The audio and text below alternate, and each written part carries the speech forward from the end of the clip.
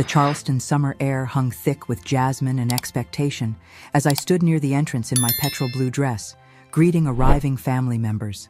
At 71, I'd become an expert at concealing things, my makeup carefully hiding the remnants of faded bruises, just as my practiced smile masked 4 decades of quiet suffering. "Daniel looks so handsome up there," I whispered to my sister-in-law, watching my only son standing at the altar. Tears threatened to spill, but I had learned long ago how to hold them back. I never thought this day would come. From across the room, I could feel Harold's eyes on me. At 73, he was still imposing despite his age. I knew exactly what he was thinking. The way I touched people's arms when I spoke, the way I laughed, the way I existed in any space as if I had the right to be noticed. All of it irritated him. I overheard him muttering to Daniel when they thought I couldn't hear, "Your mother looks like she's auditioning for a role. Always has to be the center of attention." My heart sank when I heard Daniel's faltering reply, "Dad, please, not today." I was speaking with Emily's mother when I felt Harold's presence behind me, his fingers wrapped around my upper arm, squeezing with precise pressure, enough to hurt, not enough to leave immediate marks. A skill he had perfected over our marriage. "You're making a spectacle of yourself, Maggie," he whispered, his breath hot against my ear. "Want attention that badly? Be careful you don't get it the wrong way." The venom in his voice was familiar, the same poison I had swallowed for over 40 years. Orders disguised as suggestions, threats wrapped in concern. But something was different tonight. Perhaps it was seeing Daniel standing tall and independent. Perhaps it was the 3 glasses of champagne I'd allowed myself. Or perhaps it was simply that at 71, I was finally tired of being afraid. "I'm celebrating our son's wedding, Harold," I replied, my voice low but steady, "and I'll speak to whoever I please." The ceremony was beautiful. Daniel and Emily exchanged vows as sunset painted the Charleston harbor in shades of gold and amber. I allowed myself to be fully present, memorizing every detail, my son's voice as he promised forever, the way Emily's hands trembled slightly as she placed the ring on his finger, the collective sigh from the guests when they were pronounced husband and wife. At the reception, champagne flowed and the dance floor filled. When the time came for speeches, I approached the microphone with a single page of handwritten notes, my heart pounding. "When Daniel was 7, I began, my voice surprisingly strong, "he built a fort in our backyard. Not just any fort, it had rooms and windows and even a mailbox." Laughter rippled through the crowd. "He told me it was for me, so I'd have somewhere safe to go." My eyes found Daniel's in the crowd. Something passed between us, an acknowledgement of unspoken truths. Even then, he was a protector. Even then, he understood. My voice caught. He understood more than a child should have to understand. I didn't see Harold rise from his seat, didn't notice his approach until he was beside me, smiling tightly at the guests. To anyone watching, it might have appeared he was joining me in this moment of parental pride. "That's enough reminiscing for tonight," he said, his tone jovial, but his eyes cold as winter. When I continued speaking about Daniel's childhood, Harold's face hardened. The slap echoed across the suddenly silent ballroom. My head snapped to the side, my cheek instantly blooming red under the reception lights. The microphone picked up the sound, amplifying it so that not a single guest could pretend they hadn't heard. The music stopped. Conversations died. 200 pairs of eyes witnessed what had always happened behind closed doors. I touched my burning cheek, feeling the sting spread across my skin. But I didn't cry. For the first time in our marriage, I held Harold's gaze without flinching. In that moment, something fundamental shifted inside me. The immovable object that had been my endurance finally met the unstoppable force of my awakening rage. And as Harold straightened his tie and returned to his seat as if nothing unusual had happened, I made a decision that would change everything. This would be the last time he ever touched me in anger. Because unlike all the other times, tonight there were witnesses. Tonight there were phones recording speeches. Tonight, the security cameras in the venue captured everything. Tonight, my prison doors had finally opened. The rest of the reception passed in a blur of frozen smiles and averted eyes. What shocked me most wasn't Harold's violence, I'd lived with that for decades, but the collective silence that followed. 200 people had witnessed my humiliation, and not one person stood up. Not even Daniel, my son, my beautiful boy, who had once built me a safe haven in our backyard, kept his eyes fixed on his champagne glass. Emily, his new wife, squeezed his hand with white knuckles. Harold returned to his seat, straightening his bow tie as if he'd simply adjusted a microphone, not assaulted his wife of 45 years.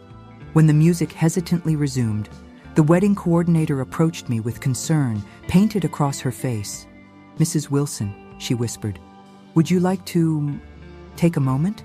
What I wanted was for someone, anyone, to acknowledge what had happened, to name it, to tell Harold his behavior was unacceptable.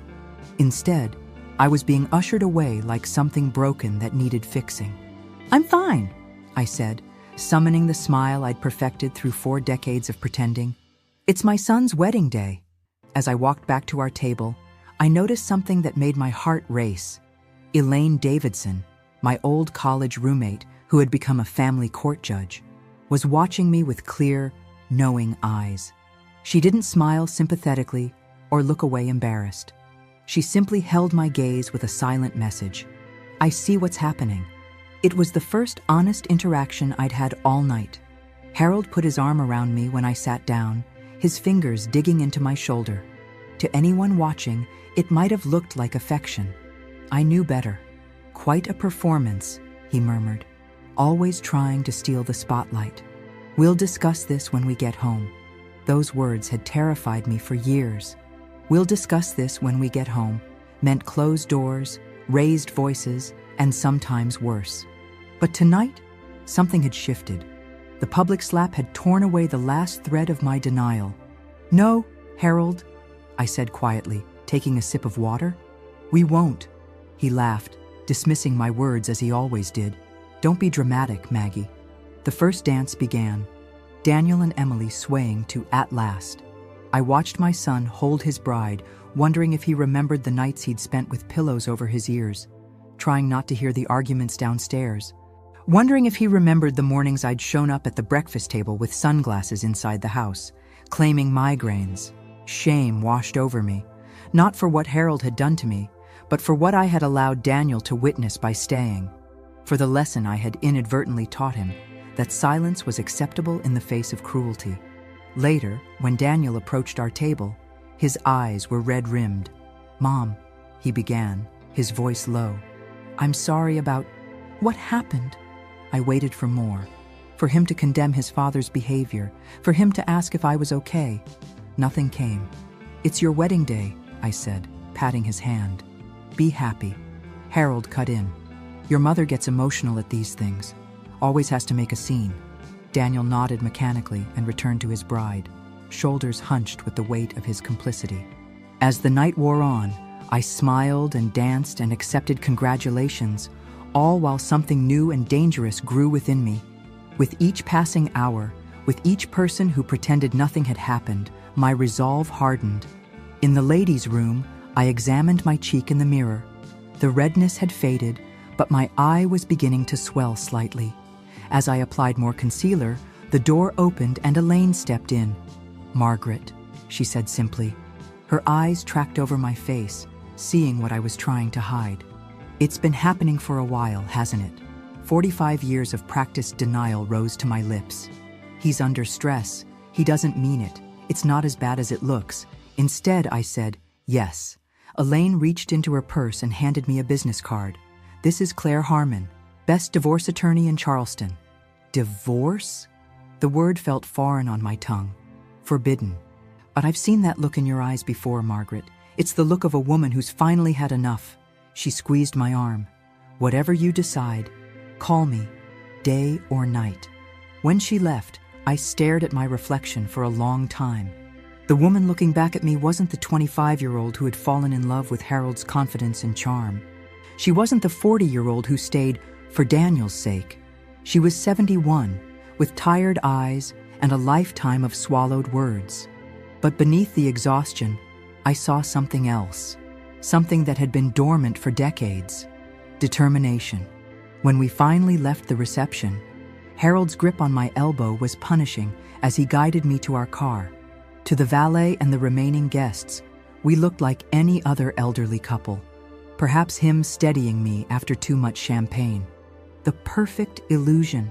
As we drove home in silence, Harold's anger filled the car like smoke. I knew what waited for me behind our front door, the same thing that had waited for 45 years. But for the first time, I also knew what waited after that: freedom. The night of the wedding, Harold didn't disappoint. True to form, he unleashed 45 years of practiced cruelty the moment our front door closed. "What the hell were you thinking?" he hissed, yanking off his bow tie. "Telling everyone about Daniel's childhood like that, making me look like some kind of monster." I didn't answer as I slipped off my shoes, which only infuriated him more. "Answer me when I speak to you, Margaret." He slammed his palm against the wall, rattling the framed photos of our perfect family. I looked at those photos now, Harold and me on our wedding day. My smile strained even then. Daniel's 5th birthday, my arm in a cast from falling down the stairs. Our 30th anniversary party, my eyes vacant behind my carefully applied makeup. "I didn't say anything that wasn't true," I finally replied, my voice steadier than I expected. Harold stepped closer, using his height to intimidate me as he always had. "You humiliated me in front of everyone we know. My colleagues, my friends, your colleagues and friends who watched you hit me and did nothing." The words escaped before I could stop them. His face contorted with rage, but something made him hesitate. Perhaps it was the unusual defiance in my voice. Perhaps it was the wedding guests who had witnessed his true nature. Or perhaps, after all these years, even Harold was tired of our tragic routine. "You've had too much to drink," he muttered, turning away. "We'll discuss this in the morning when you're thinking clearly." As he climbed the stairs to our bedroom, I remained in the living room, Claire Harmon's business card burning a hole in my clutch. I waited until I heard Harold's shower running before retrieving my old laptop from the desk drawer. For the first time in my life, I searched domestic abuse elderly women. The results made my stomach clench. So many stories like mine. So many women who had spent decades in silence. Some who had escaped. Many who never did. I clicked on a hotline number and hesitated, my finger hovering over the call button on my phone. Then I remembered the collective silence at the wedding, the way everyone looked away. If I didn't fight for myself now, no one would. The woman who answered spoke with the calm assurance of someone who had heard it all before. "And this is the first time I've ever told anyone," I whispered, terrified Harold might hear despite the running water upstairs. "But not the first time it's happened," she replied softly. "No," I admitted. "It started on our honeymoon. He said I had embarrassed him in front of the hotel staff." I laughed bitterly.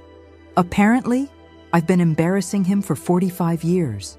The counselor asked questions no one had ever asked me before. Was I in immediate danger? Did I have somewhere safe to go?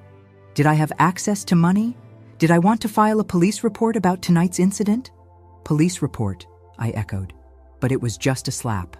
"Mrs. Wilson," she said gently, "there's no just about it.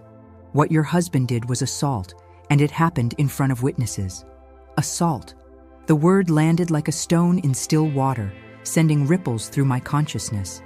All these years, I'd minimized what was happening to me, called it a difficult marriage or Harold's temper. Never what it actually was: abuse. "I need to think," I said finally, "but thank you for listening." "Call any time," she assured me. "We're here 24/7. I deleted the call from my phone's history and shut down the laptop just as the shower stopped running. By the time Harold emerged from the bathroom, I was sitting on the edge of the bed in my nightgown, appearing as I had on countless nights before. But inside, an earthquake had begun. The next morning, while Harold slept, I drove to Charleston Community Hospital, not the one where Harold sat on the board of directors, but the smaller facility across town where no one would recognize me. The nurse who examined my cheek and documented the fading bruise asked no questions when I explained I needed the records for my files. My next stop was the bank, not our usual branch, but one in the next town over. I opened an account in my name only, using my maiden name, and transferred a small amount from my personal savings. Not enough for Harold to notice, but enough to begin. When I returned home, Harold was in his study on a conference call. I slipped upstairs and began methodically photographing old injuries that had never fully healed. The slight crook in my finger from when he had slammed it in a drawer. The small scar near my temple from his college ring. As I documented each mark, each memory, something strange happened. Instead of feeling the familiar shame, I felt a growing anger. Not just at Harold, but at myself for staying silent for so long. At our friends who had looked the other way. At a society that taught women of my generation to endure rather than escape.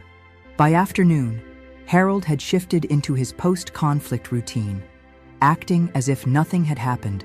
He suggested lunch at the country club, his voice casual, his manner relaxed. This was how it always went. Violence, followed by normalcy, followed by a period of relative peace until the next explosion. For 45 years, I had participated in this choreography of denial. Today, I couldn't bear it. "I have a headache," I said, not looking up from my book. "You go ahead." He paused, unused to deviation from our script. "Should I bring you something back?" "No, thank you." When he left, I called Claire Harmon's office. The receptionist initially offered me an appointment 2 weeks out, but when I mentioned Elaine Davidson had referred me, suddenly a slot opened up for the very next day. That night, as Harold and I moved around each other in our practiced dance of polite avoidance, I felt strangely calm. For decades, the thought of leaving had terrified me. Where would I go? How would I survive? What would people say? Now, those fears seemed insignificant compared to the prospect of spending whatever years I had left, imprisoned by Harold's rage and my own cowardice. As we prepared for bed, Harold picked up a framed photo from Daniel's wedding, a posed family portrait showing the four of us smiling as if yesterday's incident had never occurred. "We look good here," he said, studying the image, "like a proper family should." I looked at our frozen smiles, the careful distance between our bodies even as we posed together, the way Daniel's eyes didn't quite meet the camera. "Yes," I agreed quietly. "Exactly like we've always looked. Perfect on the outside, shattered within." Tomorrow, I would begin gathering the broken pieces of my life, not to reassemble them into the same fragile facade, but to build something new, something that was truly mine. Claire Harmon's office wasn't what I expected. Instead of the stuffy, wood-paneled space I'd imagined, it was bright and modern, with abstract art on the walls and comfortable furniture that didn't intimidate. Claire herself was a surprise, younger than me by at least 20 years, with practical, short-cropped hair and no-nonsense glasses. "Margaret Wilson," she said, extending her hand. "No, Mrs. Just my name, as if I were my own person." It was a small thing that felt enormous. "Thank you for seeing me on such short notice," I said, settling into the chair across from her desk. "Judge Davidson doesn't make referrals lightly," Claire replied, her eyes assessing me with professional interest. "And what happened at your son's wedding has already made the rounds." My stomach dropped. "People are talking about it. Charleston is still a small town at heart," she said gently. "But that could work in your favor. There were witnesses, which is often the hardest part in cases like yours. Cases like mine. Elderly women trapped in decades of abuse. Women who had stayed so long that leaving seemed impossible." Claire didn't waste time with platitudes. Instead, she asked direct questions about my finances, property, and the history of Harold's behavior. I answered as honestly as I could, though some details were hazy. Harold had always handled our investments and major financial decisions. "That's not unusual," Claire assured me. "But it's something we'll need to address immediately. Financial control is a form of abuse, Margaret." She explained the process of filing for divorce, the likelihood of spousal support given the length of our marriage, and how we might divide our assets. When she mentioned temporary restraining orders, my hands began to tremble. "I don't think that's necessary," I said quickly. "Harold's never—" I paused, the lie catching in my throat. "Well, he's never put me in the hospital or anything like that." Claire leaned forward, her expression serious. "Margaret, the threshold for protection isn't hospitalization, and abuse often escalates when the abuser senses they're losing control." I thought about Harold's face at the wedding when I didn't immediately crumble after his slap. The confusion, followed by cold calculation. For 45 years, he had calibrated his cruelty precisely, enough to control me, not enough to force outside intervention. "I have some homework for you," Claire said, sliding a folder across her desk. "Financial discovery forms. I need you to gather as much information as you can about your joint assets, income, property, everything. The more thorough we are now, the stronger our position will be." The task seemed overwhelming. Harold kept most financial documents in his study, a room I rarely entered. "I'm not sure I can access all of this," I admitted. "Do what you can safely," Claire emphasized. "Your well-being comes first. If necessary, we can subpoena records later." As I left her office, clutching the folder to my chest, I felt equal parts terrified and exhilarated. For the first time in decades, I was taking action rather than simply enduring. My next stop was the wedding venue. I had called ahead, speaking to the same coordinator who had witnessed Harold's assault. "Mrs. Wilson," she greeted me, her expression a mixture of sympathy and discomfort. "How can I help you?" "The security cameras," I said directly. "I need the footage from my son's wedding reception." She hesitated. "I'm not sure if—" "It's my right," I interrupted, surprising myself with my firmness. "I was assaulted on your property, and I need that evidence." 10 minutes and a signed release form later, I left with a flash drive containing multiple angles of the incident.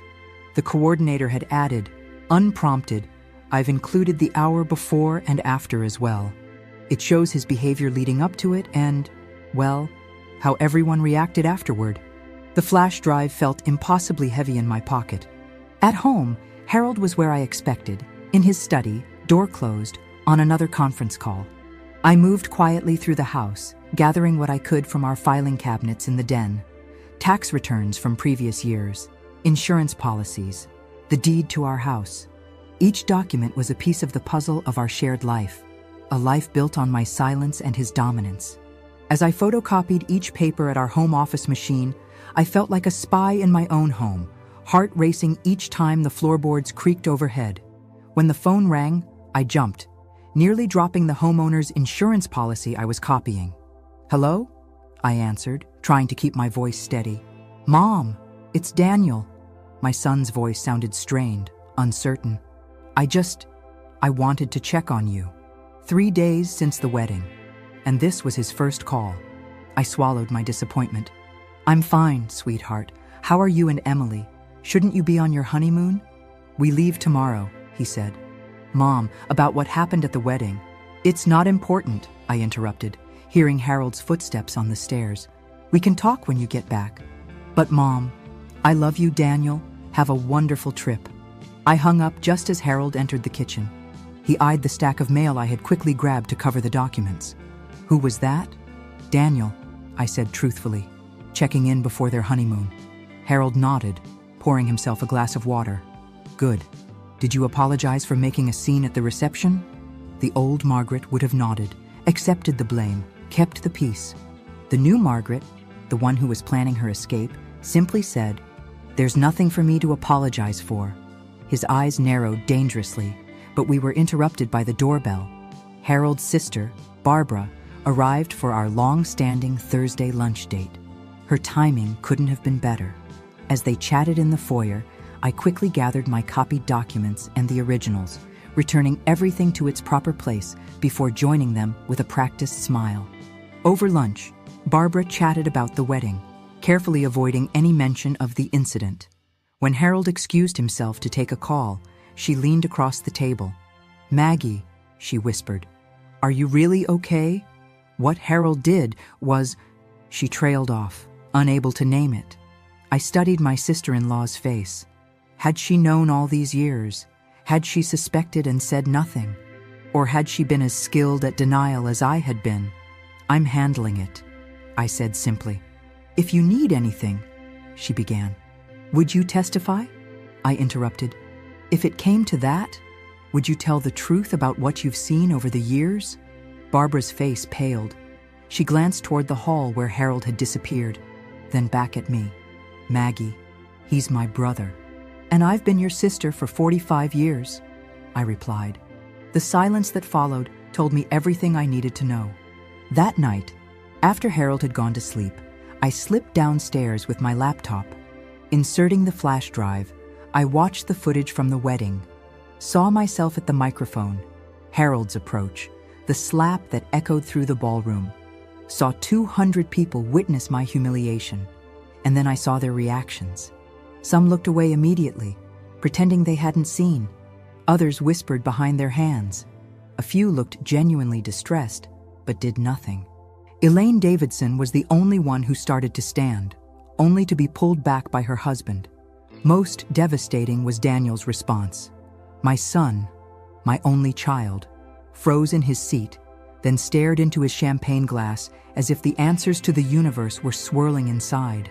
I watched the footage 3 times, tears streaming down my face. Not tears of shame or pain, but of clarity. For decades, I had stayed partly because I feared what others would think if I left. Now I saw the truth. They already knew. They had always known, and they had chosen comfort over courage.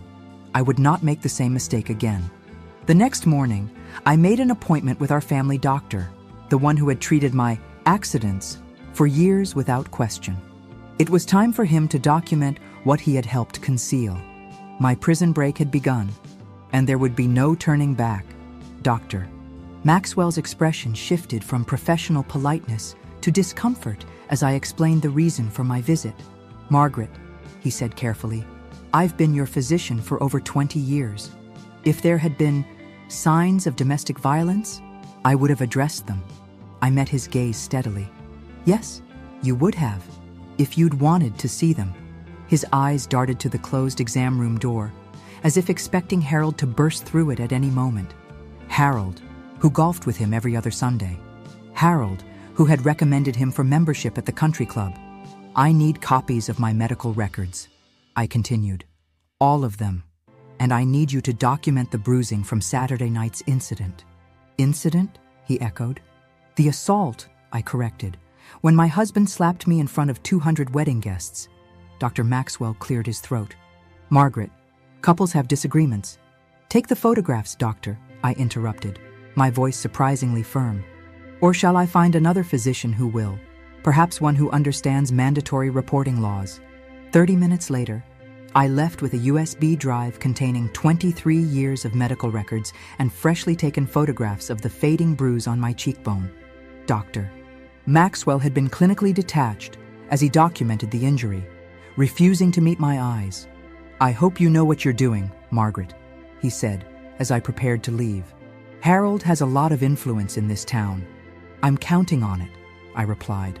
My next stop was the bank, our main branch this time, where Harold and I had been valued customers for decades. I requested a complete statement of all our accounts, investments, and safety deposit box contents. Mrs. Wilson, the manager said with a nervous smile. Some of this information usually requires Mr. Wilson's authorization as well. I smiled pleasantly. My name is on all of our joint accounts, isn't it? And I've brought my identification. Yes, but then there shouldn't be a problem. I maintained eye contact, channeling Harold's certainty that he would get what he wanted. Unless you'd prefer I contact my attorney while I wait. It worked. An hour later, I had a much clearer picture of our finances than I'd had in years. What I discovered was both alarming and empowering.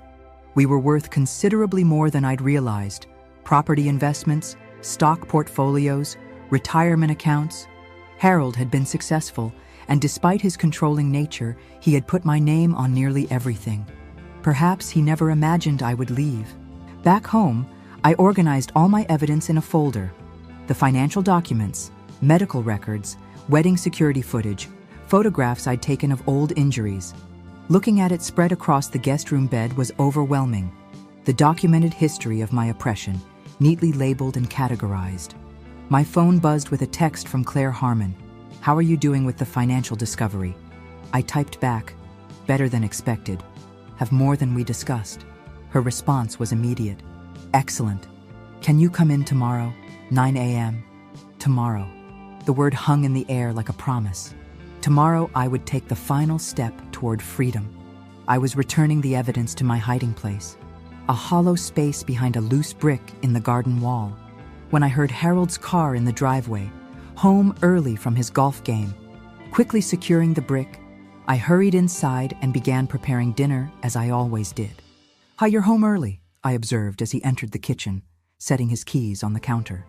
"Game ended sooner than expected," he replied, his tone oddly subdued. Maxwell was acting strange today.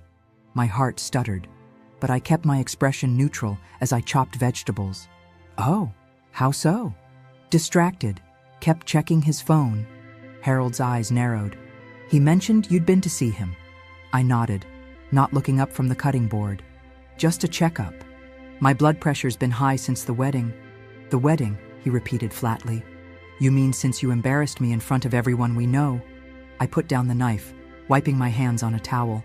"Is that what happened, Harold? I embarrassed you." His jaw tightened. "You know it is. 200 people watched you hit me," I said quietly. "And you think I'm the one who caused embarrassment?" Something dangerous flickered in his eyes. You've been different since the wedding. What's going on, Margaret?" "Nothing," I lied. "I'm just tired." He studied me for a long moment. "Barbara called. Said you were asking strange questions during lunch yesterday." I felt a chill run down my spine. Barbara. Of course she would tell him. "What kind of questions?" I asked, returning to my chopping. Harold moved closer, into my personal space, a tactic he'd used for decades to intimidate me. "Questions about whether she'd testify against me? What exactly are you planning, Margaret?" The knife trembled slightly in my hand. "I'm not planning anything." "Don't lie to me," he said, his voice dropping dangerously. "You've been sneaking around, making phone calls when you think I'm not listening, going to the bank, visiting Maxwell." He knew, not everything, but enough to sense the shifting ground beneath our marriage. I had underestimated how closely he monitored me, even now. "I'm protecting myself," I admitted finally. "After what happened at the wedding, can you blame me?" "Protecting yourself," he repeated incredulously. "From what? From me, your husband of 45 years? "Yes," I said simply. The truth hung between us like a live wire. For a moment, I thought he might hit me again, here in our kitchen where there were no witnesses, no cameras. Instead, he laughed. "Oh, Maggie," he said, shaking his head as if I were a child with an overactive imagination. "What exactly do you think you're going to do? Leave me? At 71? Start over?" The condescension in his voice ignited something in me. "Yes," I said, meeting his gaze. "That's exactly what I'm going to do." His amusement vanished, replaced by cold fury. "No one will believe you. You've been the perfect wife for decades.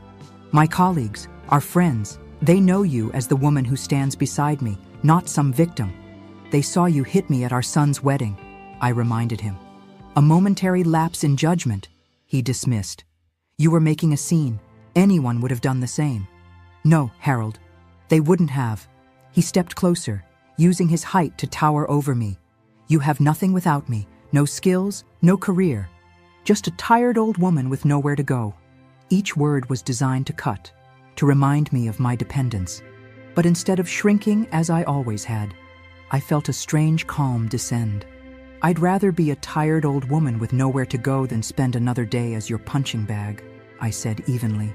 His face contorted with rage. "After everything I've given you, the life I've provided, this is how you repay me. You've given me bruises and broken bones," I countered. "A fear in isolation. Is that what you think I should be grateful for?" Harold's hand shot out, grabbing my wrist with crushing force. "You're not going anywhere, Margaret. I won't allow it." The pain was familiar. How many times had he gripped me just like this over the years? But instead of cowering, I looked pointedly at his hand on my arm. "Are you sure you want to do this again, Harold?" "So soon after the wedding?" He released me abruptly, as if my skin had burned him. We stared at each other across the kitchen, two strangers who had shared a bed for nearly half a century. "This conversation is over," he announced, turning to leave. "I have a dinner meeting. Don't wait up." After he left, I stood motionless in the kitchen, heart hammering against my ribs. He knew something was happening. The careful plan I had been constructing was in jeopardy. I needed to move faster. With shaking hands, I called Claire Harmon. "He suspects," I said when she answered. My sister-in-law told him I was asking questions. "Where is he now?" Claire asked, her voice calm but urgent. "Out. Dinner meeting." "Pack a bag," she instructed. "Essential documents, medications, a few changes of clothes. Nothing he'd immediately notice missing. I'm sending someone to pick you up in 30 minutes. Where? A safe house," she explained. "Just until the restraining order is in place. Margaret, listen to me carefully. When men like Harold feel they're losing control, they can become dangerous. You need to be somewhere he can't find you." 45 minutes later, I sat in the back seat of an unmarked car driven by a young woman who introduced herself only as Tess. My hastily packed overnight bag contained my medications, Claire's folder of evidence, and a photo of Daniel from his high school graduation, before Harold had poisoned our relationship. As we drove away from the house I had lived in for 4 decades, I watched Charleston's familiar streets blur past the window. I should have felt afraid, uncertain. Instead, I felt a strange, fierce joy. For the first time since I was 25 years old, I was making my own choices. Whatever happened next, the legal battles, Harold's inevitable retaliation, the whispers and judgments of our social circle, I would face it standing on my own 2 feet, not as Harold Wilson's wife, but as Margaret. Just Margaret. The safe house was a modest bungalow in a quiet neighborhood 30 minutes outside Charleston. Nothing like the sprawling colonial Harold and I shared, with its manicured lawn and imposing facade. This place was small, practical, and, most importantly, unknown to Harold. "You'll be safe here," Tess assured me, showing me to a simple bedroom with fresh linens and a small vase of daisies on the nightstand. "The address isn't registered to the organization, and the property is owned by a corporation, not an individual." That first night away from home, I barely slept. Not from fear, but from the strangeness of freedom. No listening for Harold's footsteps. No measuring my breathing to avoid disturbing him. No strategizing how to minimize his displeasure the next day. Just silence, and the unfamiliar luxury of taking up space without apology. The next morning, Claire arrived with breakfast and a stack of legal documents. "Emergency protective order," she explained, spreading them across the kitchen table. "Petition for divorce. Financial restraining order to prevent Harold from moving assets." I signed each one, my handwriting steadier than it had been in years. "What happens now?" I asked as she gathered the signed papers. "Now we file everything, and the sheriff serves Harold," she explained. "Once he's served, these orders become enforceable. He'll be legally prohibited from contacting you or coming within 500 feet of you." "He won't like that," I said, thinking of Harold's pride, his need for control. Claire's expression was grim. "No, he won't. That's why you're staying here until the hearing." The hearing was scheduled for 10 days later. 10 days during which I remained in protective seclusion while my carefully constructed life imploded. Harold, predictably, did not go quietly. "He's called everyone," Tess reported during one of her daily visits. "Your friends, your doctor, Daniel. He's telling people you've had some kind of mental break, that you're making false accusations because of dementia." I laughed bitterly. "Of course he is. He's also liquidating assets," Claire informed me during a phone call. "We caught him trying to empty one of your joint investment accounts, but the financial restraining order blocked it. He's panicking." Good, I thought. Let him feel a fraction of the powerlessness I've felt for decades. On the 3rd day, Daniel called. Claire had arranged for me to have a burner phone that couldn't be traced to the safe house. "Mom?" His voice was strained, confused. "What's going on? Dad says you've left, that you're filing for divorce." "I am," I confirmed, sitting on the small back porch of the safe house, watching cardinals flit between trees. "But why now, after all these years?" I closed my eyes, gathering my strength, because I finally realized I was worth saving. "Dad says you're making wild accusations, that you've been acting strange." "Daniel," I interrupted softly, "you saw what happened at your wedding. Silence stretched between us. "That was just one time," he finally said, his voice small. He was stressed about the wedding costs. "And you were—" "It wasn't one time," I said. "It was 45 years of times, starting on our honeymoon when he broke my finger for talking too much to the hotel concierge." More silence. "Why didn't you say anything?" he whispered. "Why didn't you leave sooner?" The question pierced me. How could I explain to my son that I had stayed partly for him, that I had believed having a father, even one like Harold, was better than having none at all, that I had been raised to believe marriage was forever, no matter the cost? "I wasn't ready before," I said simply. "I am now. Mom, I don't know if I can—" "You don't have to choose sides," I assured him, though the words burned my throat. "Just don't ask me to come back. I won't." After we hung up, I wept for the first time since the wedding, not for the marriage I was ending, but for the relationship with my son that might never fully heal. On the day of the hearing, Claire picked me up from the safe house. I wore a simple navy dress I had purchased online, my hair freshly trimmed by Tess, who turned out to be surprisingly skilled with scissors. "Are you ready for this?" Claire asked as we drove toward the courthouse. "I've been ready for 45 years, I replied. "I just didn't know it." The courtroom was smaller than I expected, the wood paneling darker. Harold sat at the respondent's table, his expensive suit immaculate, his silver hair perfectly combed. Next to him was Jeffrey Pearson, his longtime friend and attorney. They both turned as I entered. The look Harold gave me wasn't one of love lost or even anger. It was cold assessment, like a general analyzing the weakness in an enemy's defense. I lifted my chin and took my seat beside Claire. Judge Rodriguez, not Elaine Davidson, who had recused herself due to our connection, reviewed the evidence before the hearing began. I watched her face as she examined the medical records, the photographs, the security footage from the wedding. Her expression remained neutral, but her eyes hardened. When the proceedings began, Harold's strategy became clear immediately. He was portraying me as mentally unstable, possibly suffering early dementia, manipulated by opportunistic legal counsel. "My client has been a devoted husband for 45 years, Jeffrey argued smoothly. "Mrs. Wilson has never before made any accusations of abuse. In fact, they've been considered a model couple in their community." Judge Rodriguez turned to me. "Mrs. Wilson, can you explain why you've chosen to come forward now, after so many years?" I felt every eye in the courtroom on me. Harold's gaze was particularly heavy, loaded with decades of intimidation, but I was beyond his reach now. "Because he finally made a mistake, Your Honor," I said clearly. "He hit me in public, where everyone could see, where he couldn't convince me it didn't happen or that I deserved it." Harold's attorney tried to interrupt, but the judge silenced him with a raised hand. "For 45 years, I kept his secrets," I continued. "I covered his bruises with makeup. I explained away my injuries to doctors, to friends, to our son. I believed I had no choice. At 71, I've finally realized that I do." The judge nodded thoughtfully. "Mr. Wilson, would you like to address these allegations directly?" Harold stood, straightening his tie, the same gesture he'd made after slapping me at the wedding. The familiarity of it sent a chill down my spine. "Your Honor, my wife has always been emotionally fragile," he began smoothly.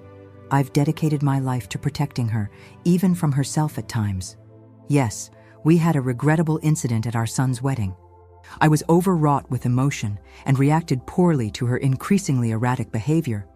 I've apologized profusely for that momentary lapse in judgment." The practiced contrition in his voice, the polished remorse. I had heard it all before. So many apologies over the years, each one followed by fresh pain. "Mr. Wilson," the judge said, her tone neutral, "are you denying the broader pattern of abuse Mrs. Wilson has documented?" "Absolutely," he replied, without hesitation. "Those injuries were accidents, misconstrued by an elderly woman whose memory is becoming increasingly unreliable." The condescension in his voice must have been apparent to everyone in the courtroom. I saw the judge's eyebrow lift slightly. "I have documented evidence spanning decades," I countered. and witnesses willing to testify. At this, Harold's confidence faltered. Witnesses? Claire produced a list. Dr. James Maxwell, who treated Mrs. Wilson for suspicious injuries over 20 years. Elizabeth Chen, their former housekeeper, who witnessed multiple incidents of physical and emotional abuse. Daniel Wilson, their son, who has provided a sworn statement about childhood memories of his father's violence. Daniel. My heart clenched. He had come through after all. Harold's face darkened. My own son? You turned my son against me. No, Harold, I said quietly. You did that yourself. Every time you made him watch, you hurt his mother. The judge called a brief recess to review the additional witness statements. As we waited, Harold approached our table, ignoring Claire's warning look. Margaret, he said, his voice low enough that only I could hear. Don't do this.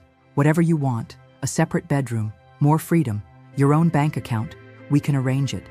Don't throw away 45 years over one mistake. I looked up at the man I had once loved, the father of my child, the architect of my prison. It wasn't one mistake, Harold, I replied. It was a lifetime of them. Mine, for staying, yours, for thinking you owned me. When the judge returned, her decision was swift and unequivocal. The protective order was granted. Harold was barred from contacting me or coming near me. Temporary spousal support was ordered while the divorce proceeded.